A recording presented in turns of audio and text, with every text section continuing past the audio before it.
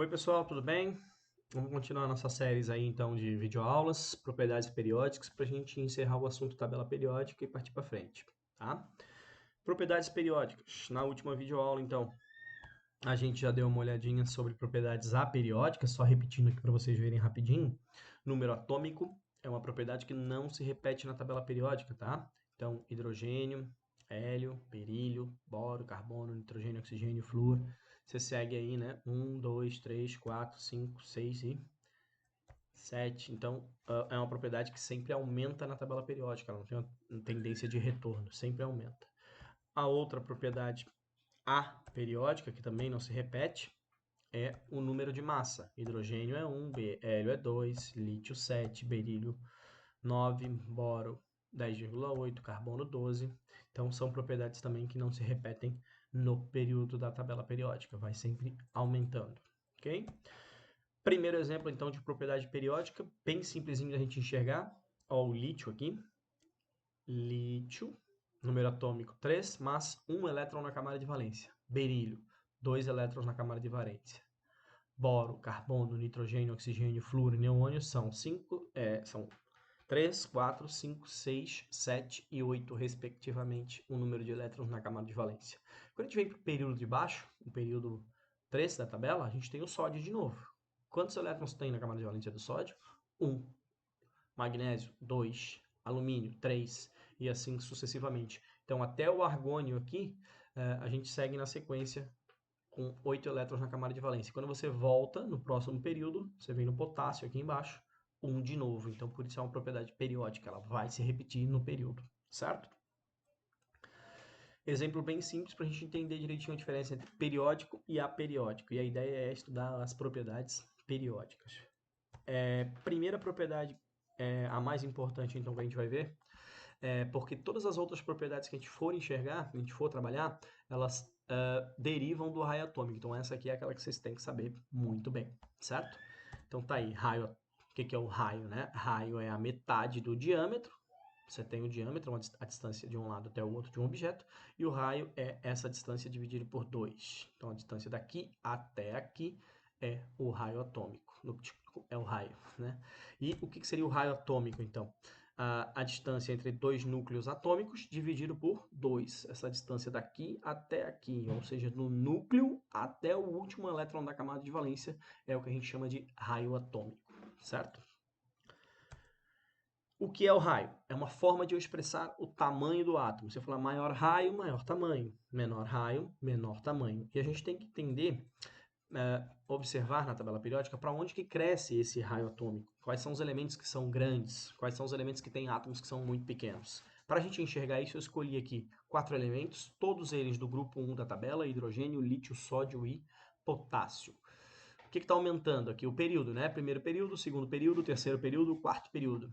E o porquê que o hidrogênio está no primeiro período? Porque ele tem uma camada. O lítio está no segundo período porque tem 2 camadas. O sódio, terceiro período, 3 camadas. Por último, o potássio, quarto período, porque tem 4 camadas. E assim sucessivamente até o último elemento deste grupo, que é o frâncio, que tem 7 camadas, portanto, sétimo período. E é ele que vai ser o elemento que tem o maior raio atômico nesse grupo. Se eu pegar os elementos do grupo 1, quanto mais para baixo eu for na tabela periódica, maior é o raio desse elemento. Isso vale para os elementos de todos os grupos. Se eu comparar os elementos aqui do grupo 13 da tabela, né, esse elemento aqui é o menor deles e esse elemento aqui é o maior. Os outros são intermediários. Tá? Quanto mais para baixo eu for na tabela, maior é o raio atômico do elemento químico, certo? Mas e se eu pegar dois elementos que estão no mesmo período? Os dois vão ter 2 camadas. Mas quem é o maior e quem é o menor? É isso que a gente vai discutir agora.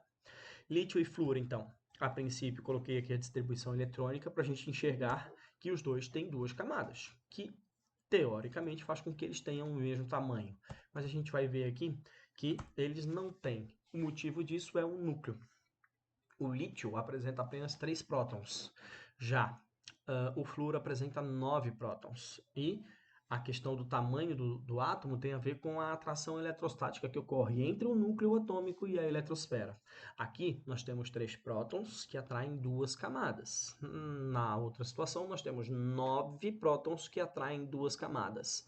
Lembrando que a atração eletrostática é o positivo atraindo os negativos que estão na eletrosfera, na camada. Por isso que o tamanho do flúor, por ter mais prótons aí no núcleo, acaba sendo menor. E se eu te perguntasse do carbono? O carbono tem 6 prótons. Ele é justamente um valor intermediário entre 3 e 9, por isso que o tamanho dele é também intermediário. Então, quando a gente vai olhar na tabela periódica, a gente sabe que o raio atômico cresce para baixo e para a esquerda, porque o lítio está aqui à esquerda e o carbono está aqui no meio, mais centralizado, e o flúor mais à direita. E o flúor é o menor deles, portanto o raio cresce da esquerda para a direita na tabela periódica, beleza? Eu preciso, antes de partir para o próximo PowerPoint aqui, mostrar para vocês isso daqui. Ó. Metais, por estarem mais à esquerda na tabela, são maiores, enquanto que os ametais, por estarem mais à direita e para cima na tabela periódica, são menores em raio atômico, certo? Isso é uma discussão lá na frente que a gente vai ter que voltar para falar sobre ligação química, tá? Então vamos para frente. Raios iônicos, raio de um íon, né? Quando a gente estiver comparando um átomo com o seu respectivo cátion, lítio comparado ao cátion lítio, que é ele com um eletrãozinho a menos. Então você tem aqui inicialmente o lítio no estado fundamental, com 3 elétrons distribuídos em 2 camadas, e quando a gente vai olhar para o lítio com um elétrãozinho a menos, que é o cátion lítio, né? O que acontece? Aquele elétron que estava na camada de valência, ele acabou indo embora. Isso faz com que a camada de valência deixe de existir. Isso faz com que o tamanho dele reduza. Então, sempre que eu estiver comparando um átomo com o seu cátion, um átomo comparado a um cátion, pela perda de elétrons, fica menor. Fácil. Perdeu, diminuiu. Não tem nem o que discutir. Agora, quando a gente for comparar um átomo com o seu respectivo ânion, lembrando que o ânion é negativo porque ganhou elétron, aí é exatamente a mesma coisa. Se você ganha, você tende a ficar maior. Então, quando você for comparar um átomo e seu respectivo ânion, ele vai ter ganho elétrons e isso faz com que ele aumente. Simples. Perdeu, diminui. Ganhou, aumenta. Certo? Ainda em raio iônico, porém agora não é a comparação átomo com o respectivo íon. Agora é uma comparação entre íons diferentes, tá? Só que eles são isoeletrônicos. O que é um átomo, ou o que é um elemento, uma espécie química isoeletrônica? São espécies que têm o mesmo número de elétrons. Então aqui a gente tem oxigênio, flúor, neônio, sódio e magnésio. Todos eles exatamente com 10 elétrons. Então, a distribuição eletrônica lá, a configuração eletrônica deles é exatamente a mesma, o número de camadas também é exatamente o mesmo, não muda nada. Mas, a gente tem um porém, né? Você tem aqui o oxigênio, se você for observar, o número atômico dele é 8, ele tem 8 prótons, enquanto o magnésio, que está aqui mais à direita, ele é o que mais tem prótons desse, né? Coloquei o menor número de prótons e o maior número de prótons. Tanto flúor, neônio e sódio, eles vão ter aí 9, 10 e 11, respectivamente. Então, eles são valores intermediários, não faz diferença para a gente. Eu quero que vocês observem, então, a gente tem 8 prótons, enquanto que aqui a gente tem 12. E aí, aquela mesma comparação de dois elementos que estariam no mesmo período da tabela periódica, quem é que fica menor? O menorzinho é aquele que tem mais prótons, por isso que o magnésio acaba sendo menor em relação ao oxigênio. Lembrando que eu estou falando do íon magnésio e do íon oxigênio. Quando eu estou comparando esses dois íons, né, eles são isoeletrônicos, se vocês contarem que a quantidade de elétrons é exatamente a mesma, mas quem fica menorzinho acaba sendo o magnésio, pela quantidade de prótons que tem no núcleo dele. Esses prótons atraem a eletrosfera e fazem com que ela fique menor, ok? Então, aqui a gente termina a parte de raio. Vamos para a próxima, e a próxima é em relação aí a potencial de ionização. O que é o potencial de ionização? É a tendência que o elemento apresenta de atrair elétrons.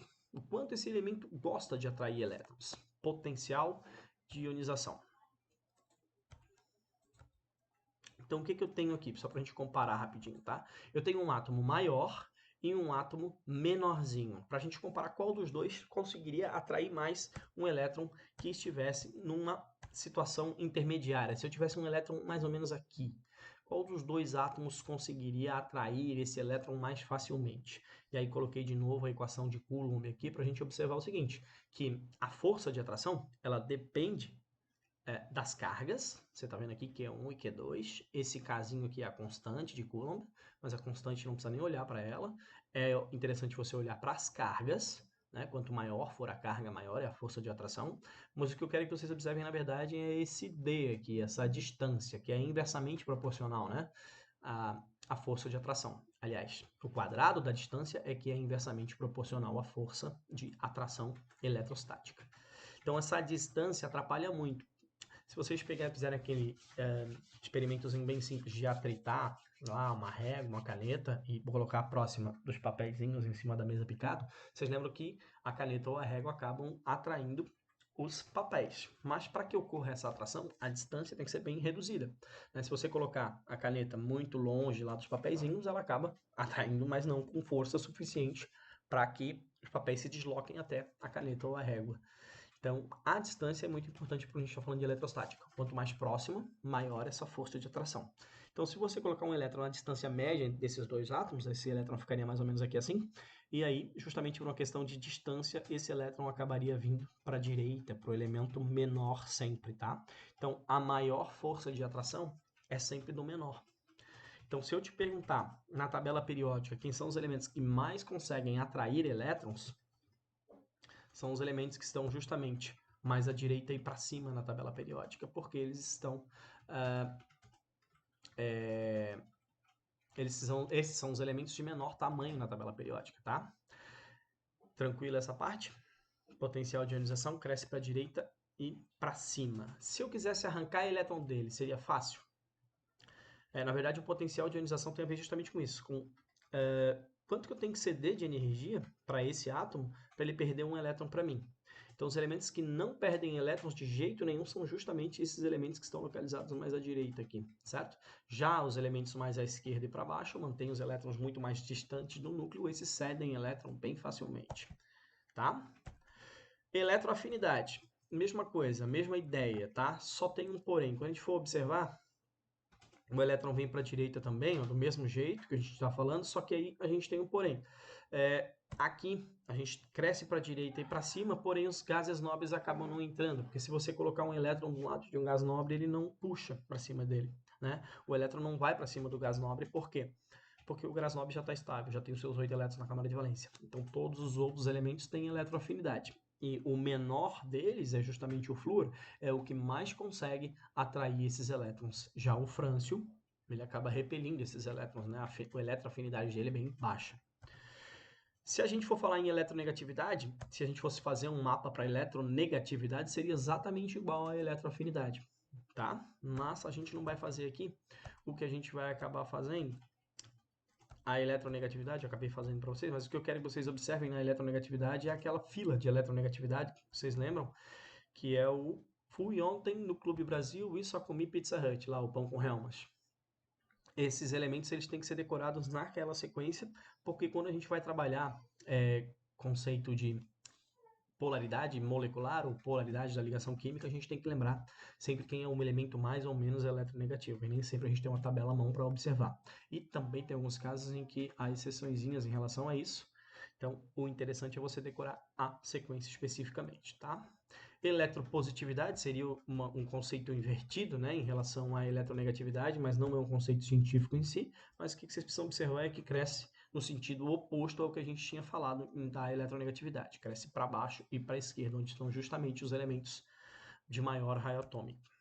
Densidade não é uma propriedade periódica, na verdade é uma propriedade física, e aí vocês teriam que decorar para onde ela cresce, para onde ela não cresce. Para fim de prova eu nunca cobraria de vocês, mas se alguém cobrar, perguntar alguma coisa, algum vestibular, vocês têm que saber para onde ela cresce. A densidade, ela cresce para o centro da tabela periódica e para baixo, tá? Ósmio é o elemento químico mais denso na tabela. Então, se eu perguntar para vocês, por exemplo, o flúor e o boro, qual desses elementos é mais denso? Quanto mais para baixo, maior é a densidade na tabela. Se eu perguntar elementos que estão mais no centro e elementos mais na parte externa da tabela, vocês têm que o elemento do centro vai ser sempre mais eletronegativo. Certo?